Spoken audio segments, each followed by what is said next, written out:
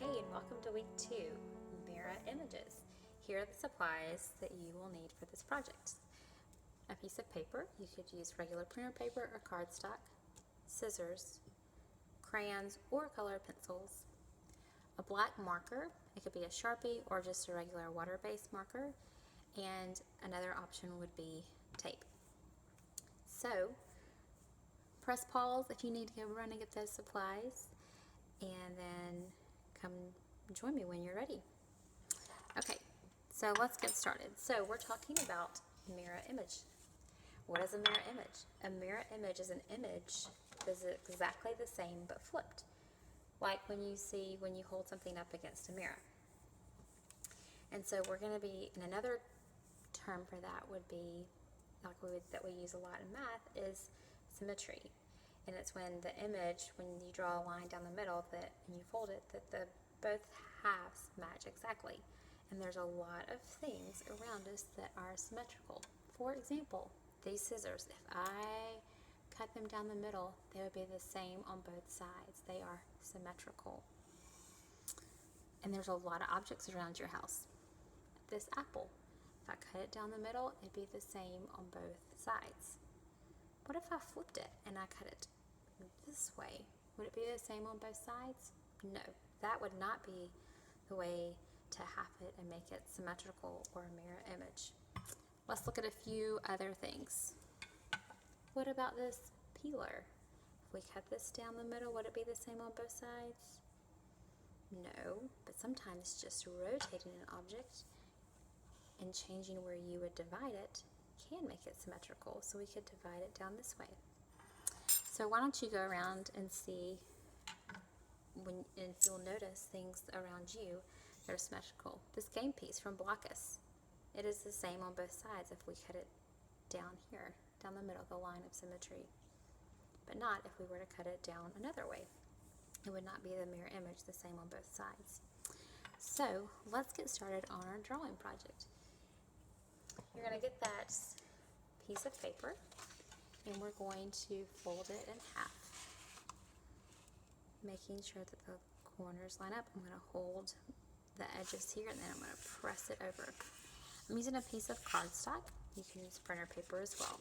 Either will be fine. Next, you're going to choose a crayon. It does not matter what crayon because this is going to actually be the back of our artwork. So I'm going to choose a crayon and you're going to follow me step by step as we draw some lines. Okay? So I'm going to use my fingers almost like a ruler and I'm going to come down about 3 fingers from the top here and I'm just going to make a little dot and then I'm going to do the same at the bottom here. I'm going to come up about 3 fingers and make a little dot. Now I'm going to connect these dots with a little bit of an arch like so, going down and then connecting it on that side. Great.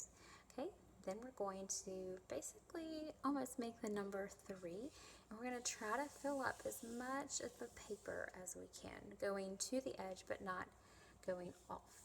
So here's what I've drawn so far, and I'm not going to start at the top of this, but I'm going to come down maybe 1 finger right there, and let's say I'm going to come up here and make another mark to show me where I'm going to stop.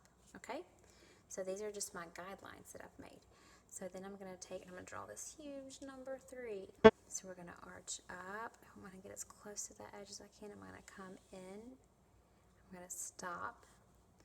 And I'm going to come back out, go down, and then touch that point that I created there. Okay, now this is where our scissors come in. So we're going to get our scissors. And I want you to listen to my cutting instructions.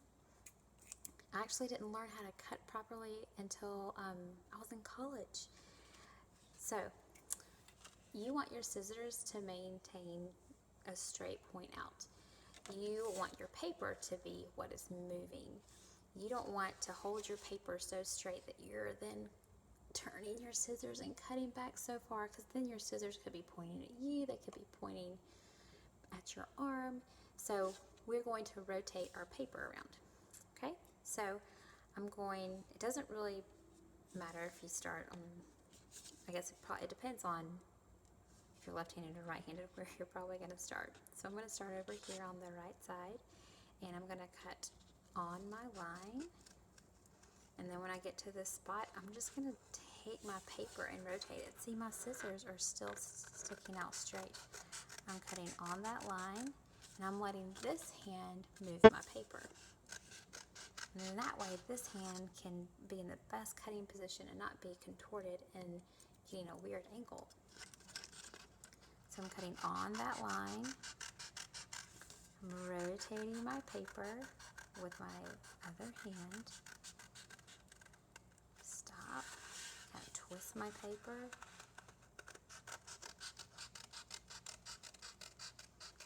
And it's okay if it's not exact. We're just getting close. And you can do lots of little cuts as you're rotating. Okay, and that one kind of goes in. So I'm going to take my paper out, and then I'm going to come to this side and I'm going to join it right here. Still keeping, see, I'm just rotating my paper. I'm going to barely get right there, and that got it right there. Okay, don't throw this part away. We're going to use it at the end. It's an optional piece. Okay, so now scissors closed up and put away in a safe place. And then before we forget, let's just go ahead and we can write on the back. We'll write our name. And we could even, if you want to, tutors, you could write week 2, mirror image, symmetry, if that would be helpful. Okay, and then we're going to open it up. And we have created a butterfly. So butterflies are a great example in nature of things that are symmetrical, that they are the same on both sides. And so now you're going to decorate and add all those oils that we talked about: circles, lines, dots, angled lines, curved lines, to our butterfly. So you could do it one of two ways. You could start straight off with the crayons and having them, you know, if they're making a shape here, then they do the same thing on the other side. Or to kind of make it pop more, you can let them use the marker and create their shapes. Now this is where you may want to have the, an extra sheet of paper, and you can just place it underneath so we don't go off on the table and have permanent marker. So just using those basic oils. Maybe first we want to define the body, and we're going to connect those together.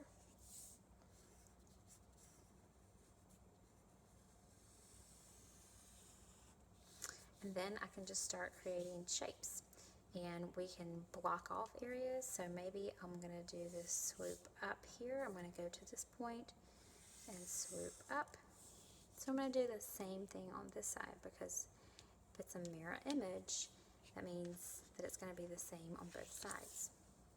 And this is just going to be about, it doesn't have to be perfect. And so then you can just continue filling in your paper. Maybe we'll just do a line right here. This does not have to look realistic. It does not have to look like a real butterfly. You don't have to copy the pattern of a real butterfly.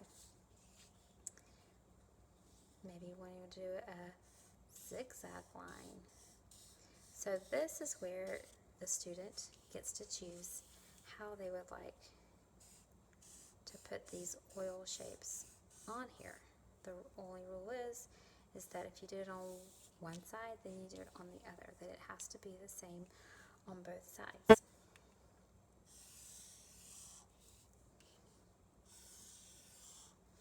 And so give them some time to draw the larger shapes, and this is not to color anything in. We're not using this black marker to color in our lines that we're drawing. We're only using it to outline.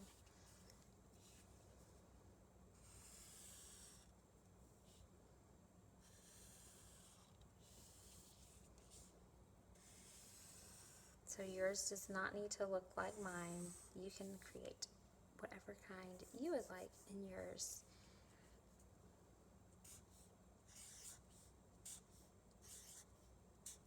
Okay, I'm going to do that. And then I'm going to stop. And now I'm going to add the colors. So you could choose your crayons, which will probably go faster because you've got a broader tip, or you could also do colored pencils, which could get you more detail. So potentially for an older student, this could be a good option you can that you could use.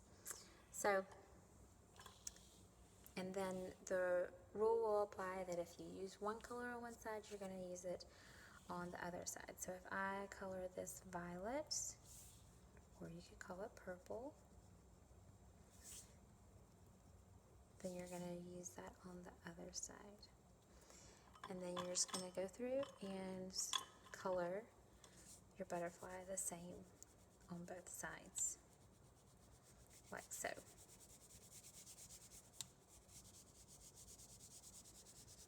So, endless possibilities with how to use this. So, you continue on and filling in all of the shapes that you've made using your oils, your circles, your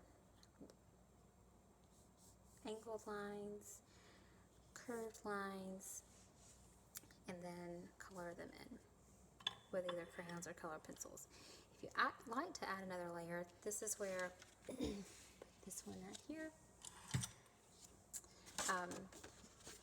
Here's one that's just with color pencil. There's no marker, and you can just see the difference. It just gives a different look. But with those scrap pieces that I said, oh, don't throw away, you could then take your scissors, and we could cut out little antennas to tape on the back. So depends on how much scrap you have. So you can just come, and I just kept it folded, and I'm just going to cut some slivers off.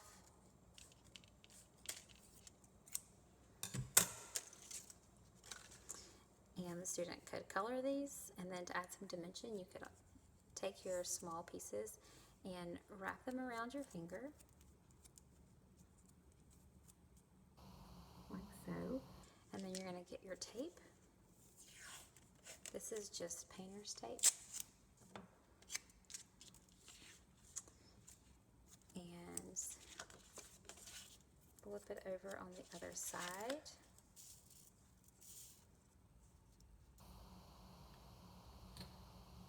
And tape down your antennas.